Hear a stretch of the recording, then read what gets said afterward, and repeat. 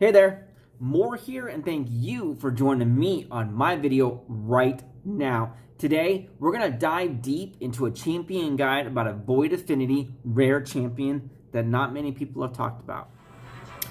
Okay, so right now, we're going to talk about Draconis. Draconis is a Void Affinity Sacred Order rare champion that is HP based. What kind of champion is he? What can he really do? Let's go find out right now. His A1 attacks one enemy, heals the ally with the lowest HP by 7.5% of the damage inflicted. His damage is based off his HP because he's an HP based champion, right? He can book it out, and you can actually add an additional 5 and 10% to his heal. So that's worded odd, right? You need to really understand what it means or what Plarium does when it increases the heal like that. That does not mean that his heal then becomes a 17.5% heal. That actually means it is increasing the potency of the current heal by 10%. So in this case, he gets an equivalent increase of only 0.75% heal for basically a collective total of 8.25% heal of the damage that he deals. So it's not really all that massive. It's a bit of a boost, just a little bit going on there per hit, per damage that he does on his A1. So it's there, but it doesn't really do a whole lot. Now his A2 places a shield buff on all allies, which is pretty nice. It's a team effort, right? So he's kind of almost like a support champion in a way, right? Places a shield buff on all allies equal to 15% of this champion's max HP. And that shield potency will increase by another 15%. Now, I take that back. I'm not positive that shield boost is a potency increase of 15% or stacking of an additional 15%. So that it may end up being a 30% of his heal of his HP. I don't actually know that too. I could do some research on that. If you by chance know the answer to that question, please leave a comment down below. Let me know so that we all can know, so we can understand these skills just a little bit better, right? But the shield based on his max HP. I like that concept. Plarium has stats and has skills that are scaling off of certain stats and certain mechanisms throughout the game. So, for example, his heal on his A1 is based on the damage that he does. The shield that he performs on his A2 is based on his max HP.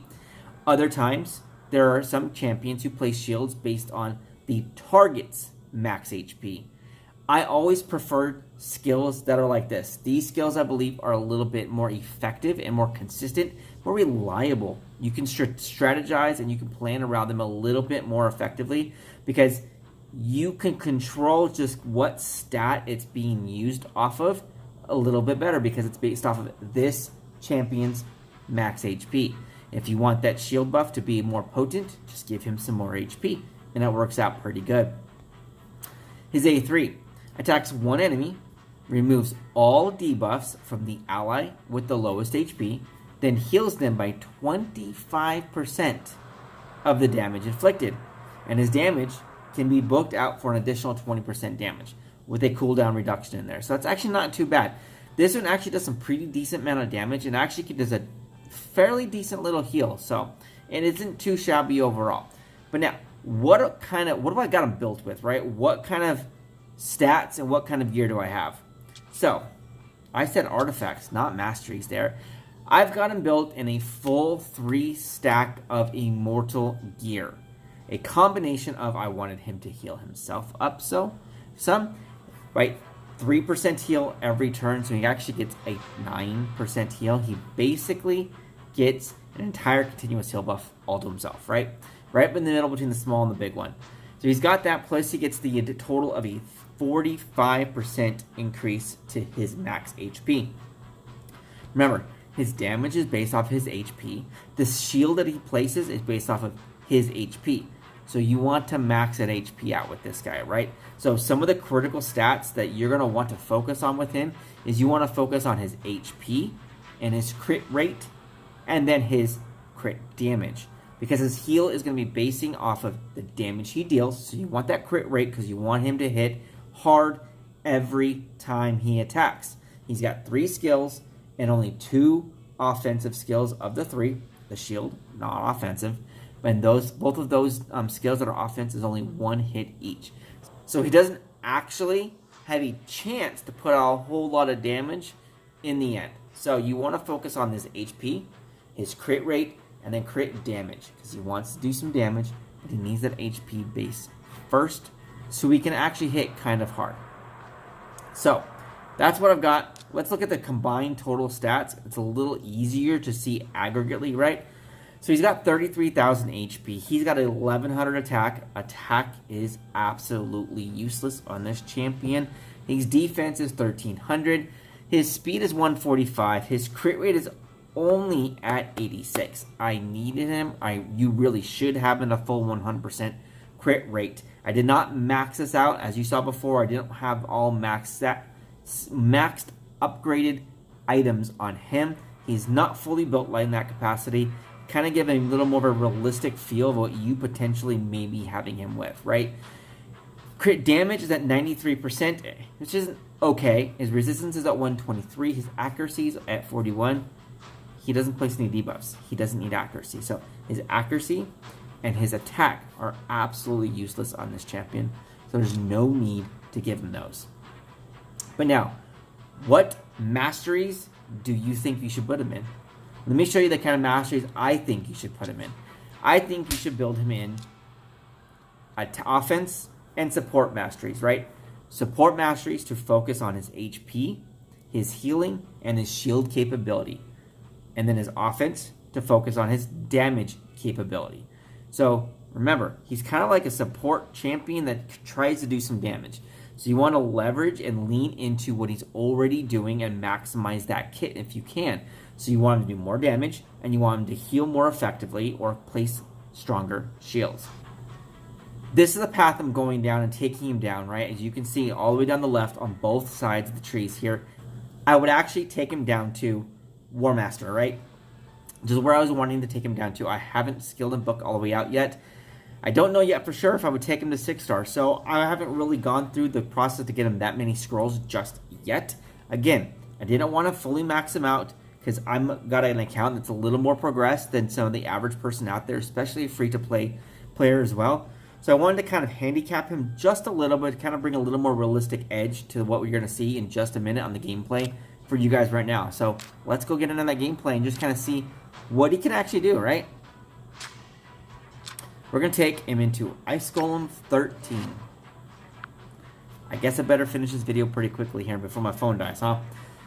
And yes, I record all of my videos on my phone. I have a Samsung Note 3. And the Samsung Note 3 has the built-in software capability to give me this nice, cool little bubble that I can roll around and throw around the screen for you guys. So, we're in Ice Golem 13. Again, I was talking about, right, I wanted to kind of handicap him a little bit to give a little more realistic gameplay or a little more realistic feel for you, the viewer out there, because I've got some nice 60s on my account, right? I am full 100% free to play, however, my account is fairly mature. It is a pretty old account. I've been playing for, oh my gosh, a couple years now. It's been a while, right? So, I want to handicap him. I also paired him up with an entire team of 50s. There are no 60s on this team, and we're running Ice Golems 13. Ice Golems 13 is a pretty decent spot milestone to be running in the dungeon. Actually, really, level 13 or dungeon 13 for any of the dungeon runs is a very effective place for the free-to-play player to be running their dungeons at, especially if you're trying to compete in some events or some tournaments. It is the most effective, cost-effective place that you can be able to put your resources into, put your energy into, to be able to actually get some results from those tournaments based on the star capability for the energy output that you do. So we're now here to the end of it, to the Ice Golem himself. The team is fully healed out. Now, yes, I do have, like I said, 5 50s here. I do have an Apothecary, and I do, for a speed boost and for a bit of a heal there, right? I do have a High Platoon for a speed increase as well. But they're doing some damage. They're surviving here. Let's kind of see what kind of damage that Draconis is going to be able to put out here against the bosses right here, right now. You haven't really been paying that much attention. He just put shields on everybody, which is pretty nice, pretty cool. Enjoys, light on Joyce. 9,000 crit, not entirely too bad, right? But that shield, like I was saying, it helps keep everybody just alive just a little bit longer, right? Because it helps absorb some of that damage that comes in. Shields are always pretty handy.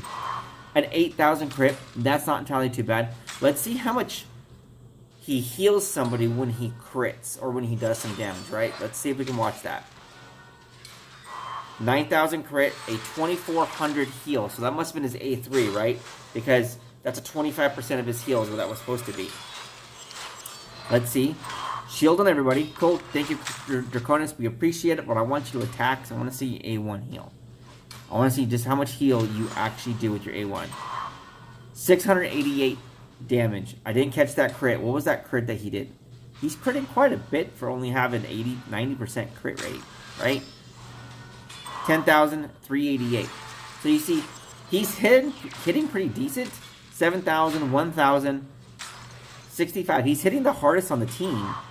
700 heal, but he's not healing very much, right? So leaning into his A1 to get that heal is not very. That was a 14 point damage, 14,000 crit damage on there. Must have been his A3 because he had like a 2,000 heal.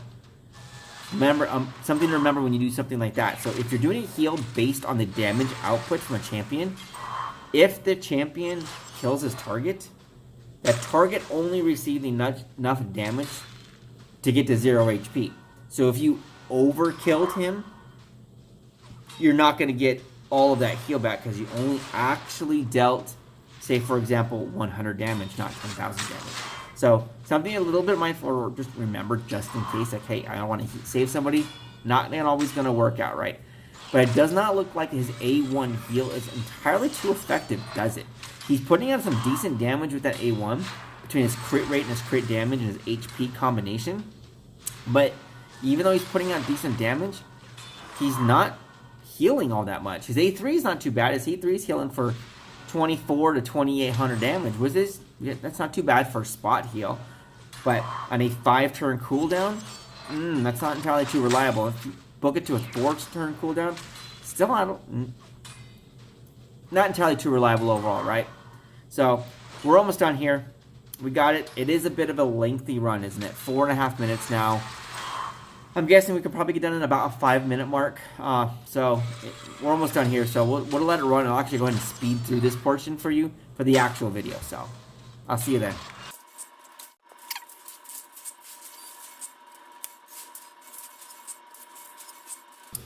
Okay, so we're back here together right now, right? So let's look at these stats and see what Draconis actually did right here. So damage-wise, he did 173,000, just a little over Haikatoon, and 100,000 less than Deathless, and even less than that than Crypt King Growl. Now, Crypt King is a legendary.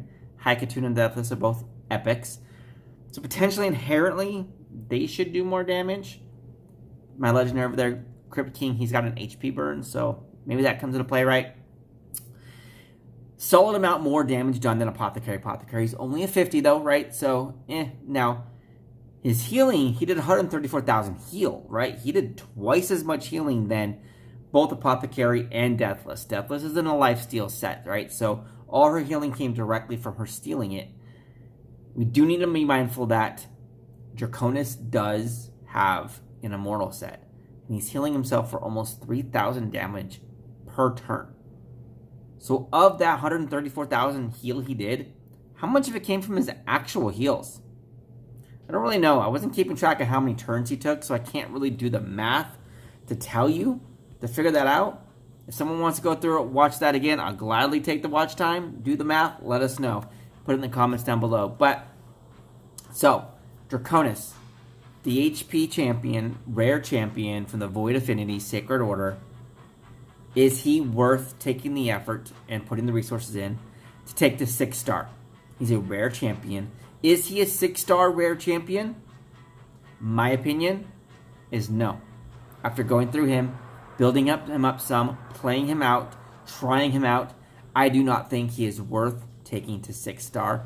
I don't think you should do it either, but that's just my opinion. If you want the there'll be some links in the chat below, in the description below of some other guides of Draconis that you can go check out. And you form your own opinion. Let me know down below if you are going to take yours to 60 or not. Otherwise, I'll see you in the next video. That's right over there.